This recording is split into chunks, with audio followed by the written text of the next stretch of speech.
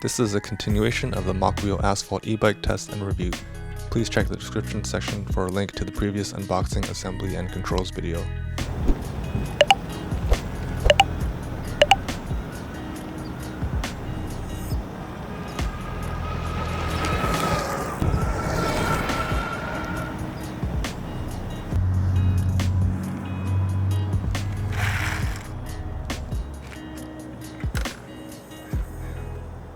I'm going to test the acceleration and max speed in each pedal assist level with pedaling only and thumb throttle only.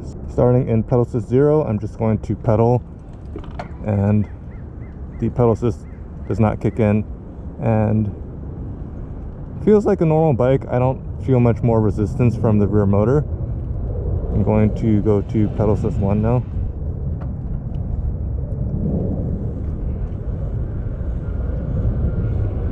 I felt the motor kick in and I think it shut off,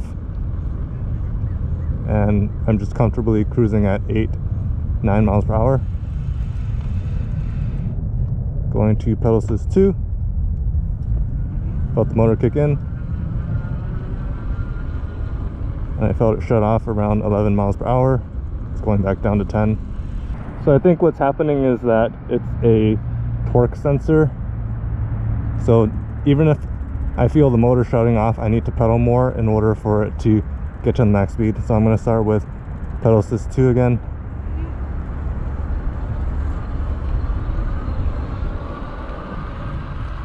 And the motor's still kicking in, and I'm able to get 23 miles per hour. Let me try that with pedal assist 1.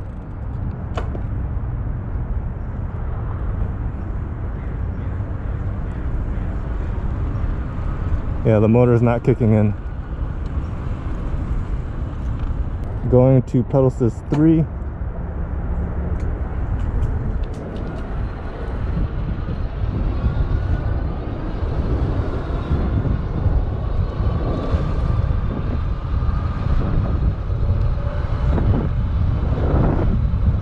Around 24.6 miles per hour. I was topping off around 24.6 miles per hour. Pedal assist 4.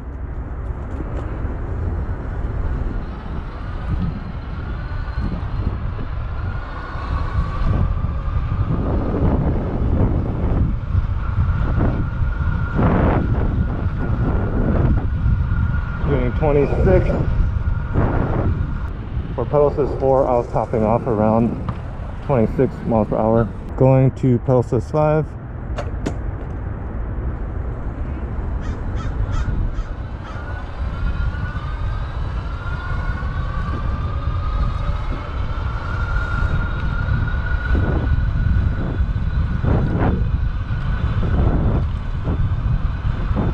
I think it's topping out at 28 miles per hour.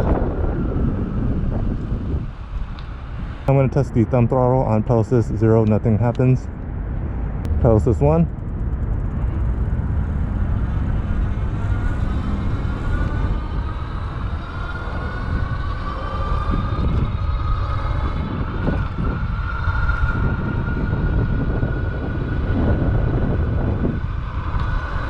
We hit 28 miles per hour. On pedal assist 1, we hit 28 miles per hour. I remember from the stationary test, it didn't matter what pedal assist level we were on, we were always going to hit the max speed with the thumb throttle, so I'm not even going to bother with pedal assist 2, 3, and 4. I'll just check pedal assist 5 to confirm that there's no difference.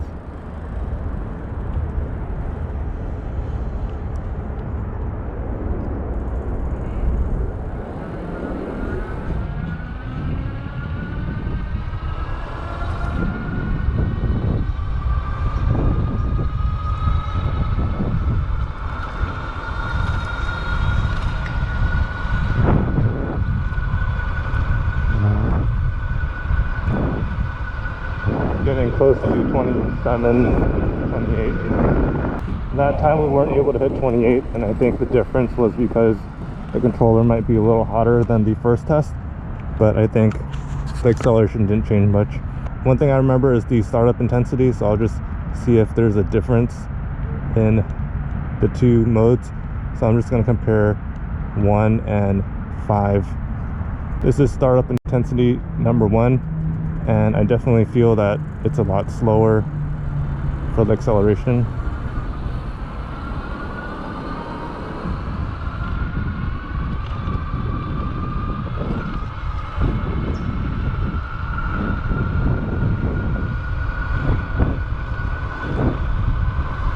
And we're still able to hit the 28 miles per hour. Going to change the startup intensity to 5 to see if there's any difference. And right away, I feel it pulling a lot harder. Let's start over here.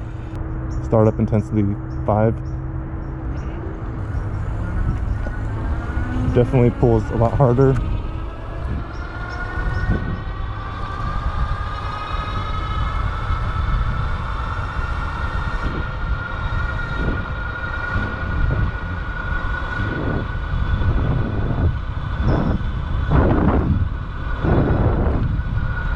The 28, 27, 28. And the difference between the power intensity 1 and 5, I definitely felt the acceleration and more torque at the beginning. For around 10 miles per hour, definitely felt quicker. I'll put these videos side by side to compare how long it took to get to that speed. Definitely pulls a lot harder.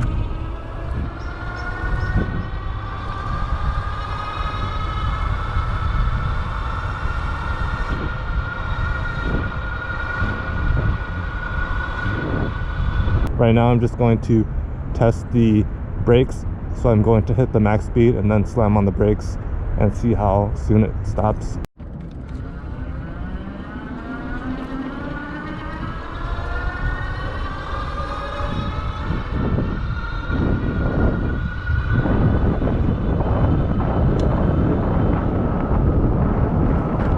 At this cone. Okay. So I pressed the brakes starting at that cone and it stopped right after that cone. You can see where the front of the tire is. I would say that's around 15 feet. Taking a look at the suspension real quick. When it's the loosest, there's a good amount of bounce, and then there's like micro adjustments. So I noticed that it's getting stiffer, and around here, that's when it feels more solid. There isn't much play to it, and then that's about the end, and that is stiff. That's like locked, and there isn't much play. I've tested e-bikes where if I lift the front wheel and push it down, there's a little bit of play, but there isn't any play right now. The front fork feels pretty well built for what it is. It doesn't feel cheap at all. It's getting dark, so I'm going to wrap up my review of the Mokwheel e-bike. And what I like most about this e-bike is the build quality. I was really surprised by the finish of the paint. It was just very glossy, and that the battery matched. It was even painted on the inside of the battery. Everything about it just feels very nice and very smooth. And I was also pleasantly surprised that it had brake lights on the side of the frame. There's hydraulic front and rear disc brakes, and they feel very good. I was able to come to a complete stop from 26 to 28 miles per hour within around 15 feet, and they just feel very nice. The hydraulic disc brakes usually feel nicer. Everything about it just worked. It's shown to be a class 2 e-bike, meaning it has a max speed of 20 miles per hour, but I was able to unlock it through the controls, which is very nice. The adjustments in the front suspension also was nice, and it didn't feel cheap at all. I actually had a Mokwheel Tour Plus that I reviewed, and of all the e-bikes I reviewed in the past 2-3 years, I actually kept that one until someone really needed one that could go 28 miles per hour, so I eventually sold it. Of all the other e-bikes I reviewed, I feel like Mokwheel has a very good build quality, and just things about it feel very smooth. This is a 500 watt rear hub motor, so compared to the Tour Plus, which I believe was 750 watts, it didn't hit that 28 miles per hour as quick, but it was able to hit it. I was able to get around 25-26 miles per hour without much trouble. In terms of cons, I don't really have any cons. The bike does weigh 60 pounds, which I feel like is reasonable for this size bike and performance. It would have been nice if they were able to trim down the weight a little bit, but I don't know how they could. I guess I could remove the rear rack and make it a few pounds lighter, but other than that, I don't really have any complaints. It currently retails for $17.99 and it's on sale for $14.99 at the time of this review. And for the latest pricing, check out the description section below. Please like this video if you found it helpful. If you have any questions or comments, leave them in the comment section below.